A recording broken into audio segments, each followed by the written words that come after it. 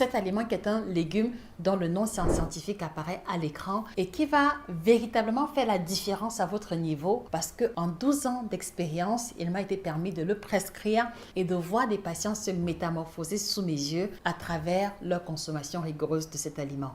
Je voudrais donc vous inviter, s'il vous plaît, à me dire en commentaire, vous mangez cet aliment combien de fois en une semaine?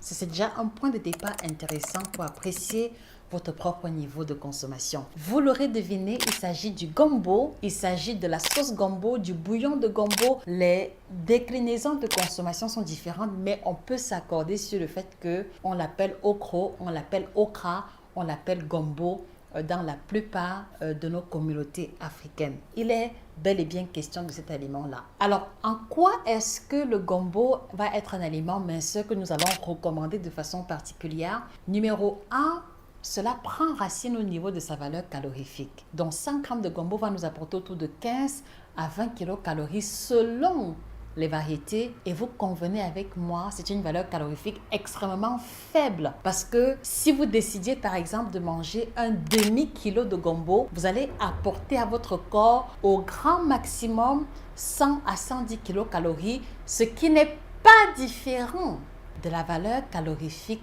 d'un doigt de banane, ce qui n'est pas différent de la valeur calorifique d'une pomme, de la valeur calorifique de 2 oranges, de la valeur calorifique d'une barre de céréales. Et vous convenez avec moi que si on vous mettait en face une sauce à base de 500 g de gombo, le volume est tellement important que cela suffirait à vous rassasier. Voilà déjà pour l'élément, pour l'argument numéro 1 qui sous-tend l'effet minceur lié à la consommation du gombo. Mais sauf que lorsqu'on va observer autour de nous, lorsqu'on va jeter un regard panoramique sur la manière avec laquelle nous le cuisinons ou la plupart parmi nous le cuisinons, en général c'est accompagné d'huile de palme, ce qui n'est pas mauvais. En général c'est accompagné de poissons fumés, de viande fumée. En tout cas, il y a parfois des combinaisons de viandes diverses, ce qui encore n'est absolument pas un problème.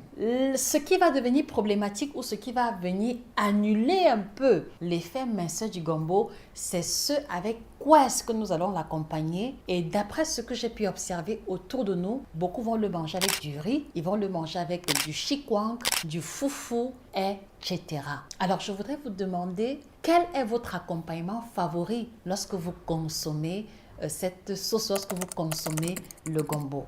Je serais heureuse de découvrir vos préférences en commentaire. Donc, c'est en réalité l'accompagnement, en tout cas tel que nous le consommons dans notre communauté, qui va être problématique parce que très souvent, en tout cas des plats et des images que j'ai souvent pu voir, des personnes que j'ai coachées, c'était au départ des quantités énormes, l'équivalent de 400 grammes, l'équivalent de 500 grammes, parfois même 700 grammes de foufou, 700 grammes de kwanza, 700 grammes de couscous de maïs. Et vous réalisez avec moi que si on doit calculer la valeur calorifique de 500 grammes de semoule de maïs, 500 grammes de foufou, la valeur calorifique ou la valeur énergétique est beaucoup trop élevée. Et c'est la raison pour laquelle, à la fin de la journée, vous allez consommer le gombo de façon régulière, mais vous n'allez pas expérimenter les mêmes résultats que les patients que nous accompagnons en coaching VIP expérimentent en un laps de temps court. Voilà déjà pour le point de départ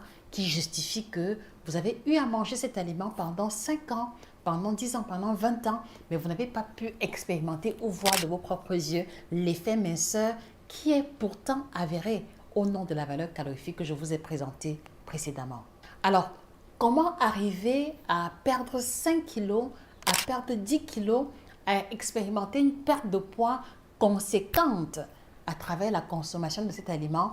Numéro 1, on va faire l'effort de réduire la portion ou la taille du complément qui va avec.